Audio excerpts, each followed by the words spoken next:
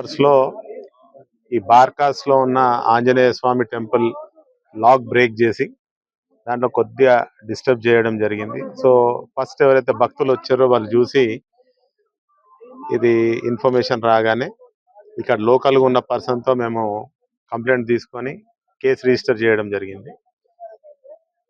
So investigation అది continue అవుతుంది.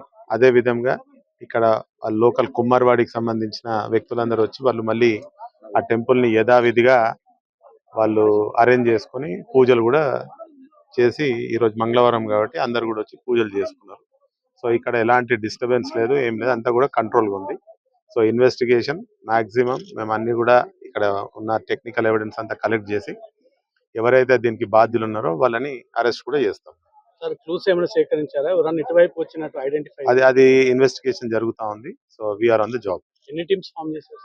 ఒక స్పెషల్ టీమ్ ఫామ్ అయింది టోటల్ గా మా జోన్ లో. అదే విధంగా టాస్క్ ఫోర్స్ సహాయం కూడా తీసుకుంటున్నాము. మొత్తం సిటీలో కూడా అంతా కూడా we are verifying all the CC cameras and all the technical evidence మేము కలెక్ట్ చేస్తాం. విగ్రహం పైన ఉన్న చందూరం డ్యామేజ్ అయింది. సో ఆ డ్యామేజ్ అయిన దాన్ని వాళ్ళు లోకల్ వాళ్ళు వాళ్ళ పంతులను తీసుకొచ్చుకొని వాళ్ళ పండితులను తీసుకొచ్చుకొని వాళ్ళు యథావిధిగా మళ్ళీ పూజలు కూడా స్టార్ట్ చేశారు.